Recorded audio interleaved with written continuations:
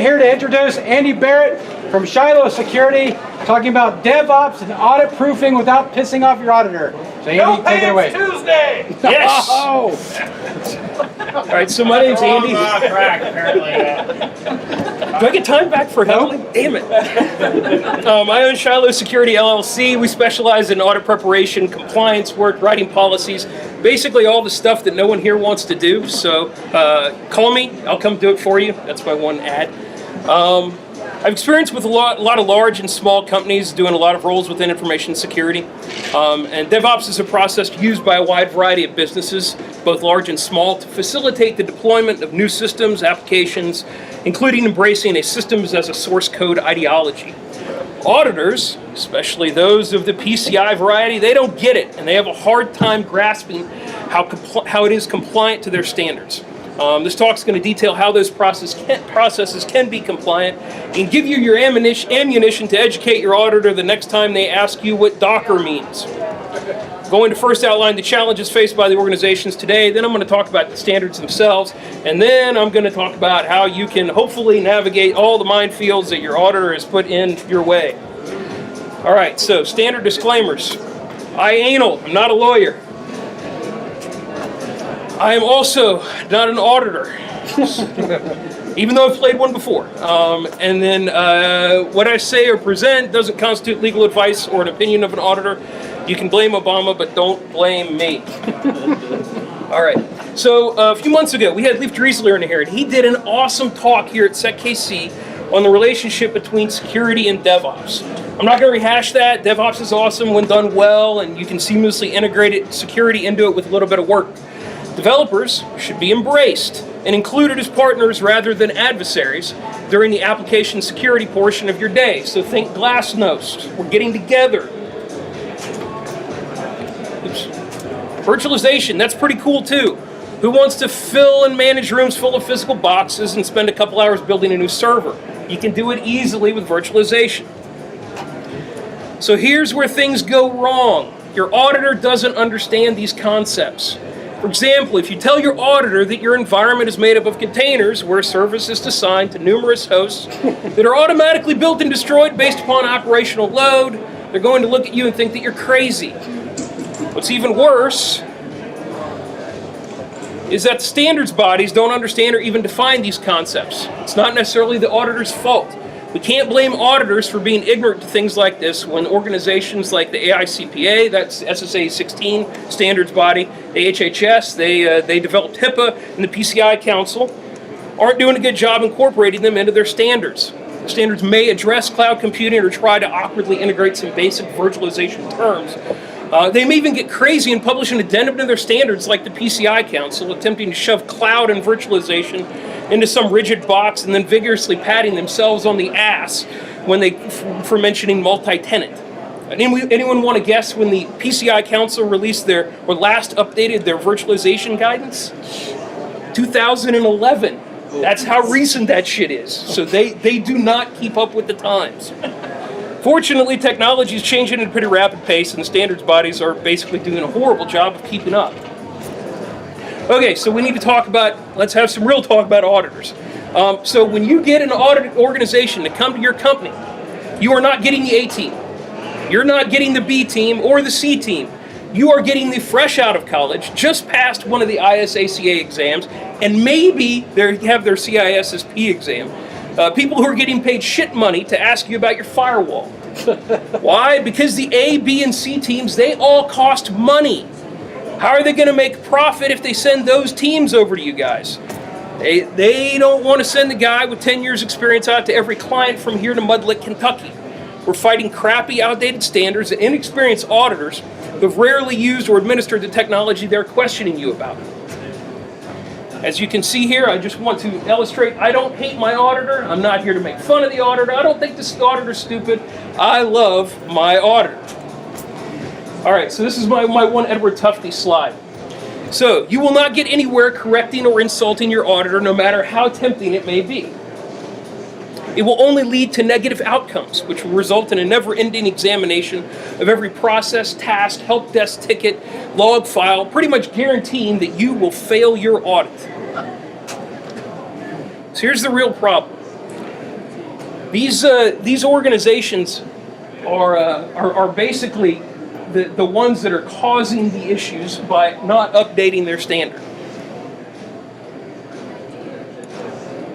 Don't even get me started about the certification courses that they have. The PCI especially has one for QSAs or for ISAs, which is their internal security auditors. They're promoted by standards bodies as a way to ensure some level of baseline technical knowledge, but they're just covering the basics. So the bare minimum to be able to read and understand the standards. So literally, this is a firewall. This is what a firewall does. This is a router. This is an access control list. That's the kind of stuff that they teach in those courses. So that's the people you're getting when they come out. All right, so the standards. This is not an exhaustive list.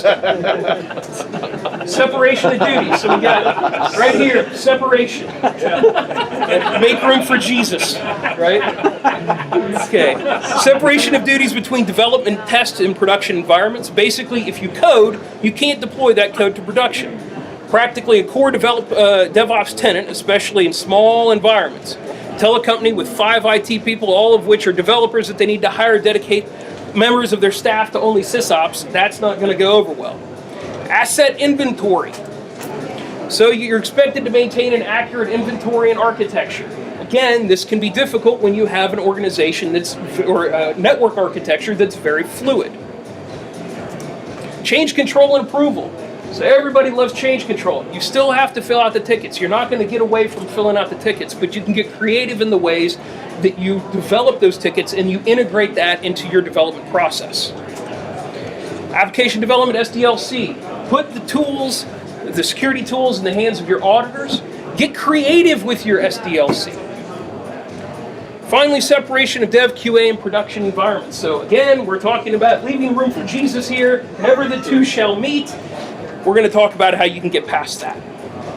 All right, so we're going to look. These are the answers to your problems. Answer time. All right, so the first thing, education. So again, we're talking about people who aren't incredibly experienced. You're going to have to educate them on how they audit your network and how they come in and interpret the standards. That is extremely difficult. The standards, though, are very high level, so you can get creative with what you want to do.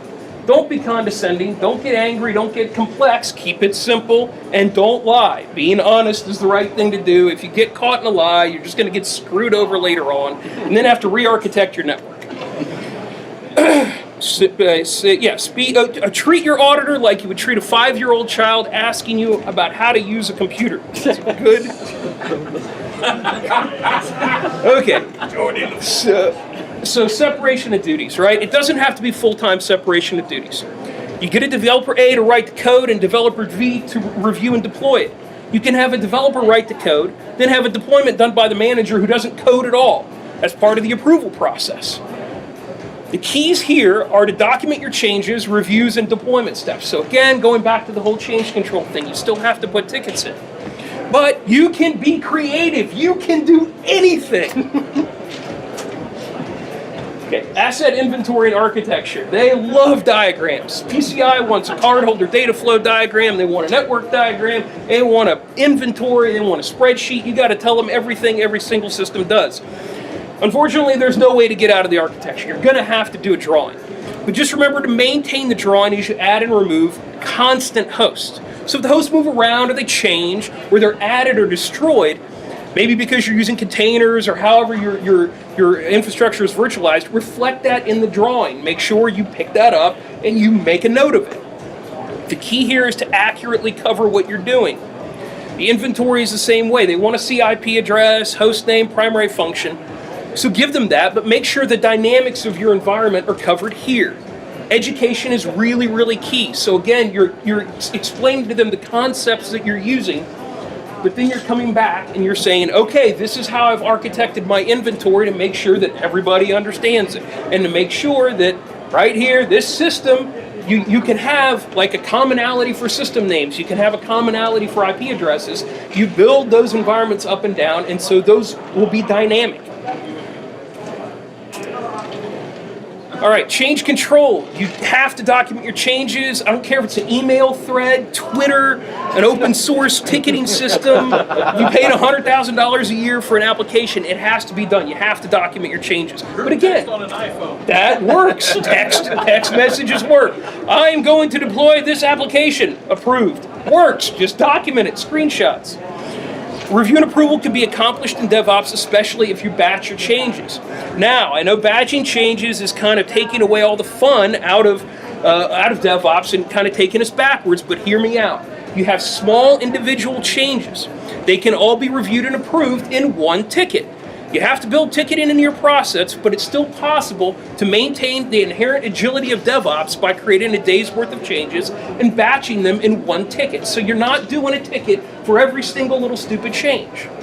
For virtualized environments, education again is the key. Have pre-approved or defined changes already in place so that when you ramp up your environment because your load is over 50% or whatever it is, that's a predefined change that those systems are going to be built. They're going to be built to a certain configuration standard that you've already defined. Same way with tearing them back down again. You don't need a change control ticket. You can define that already.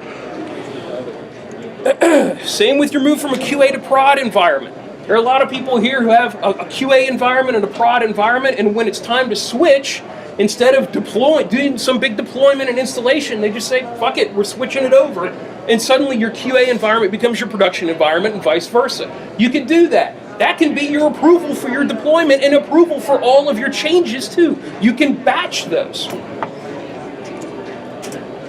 All right, application development and separation of environments. You can see here that we are getting a little bit closer, right? We have now taken away the Holy Spirit and Jesus, and we're now melding together.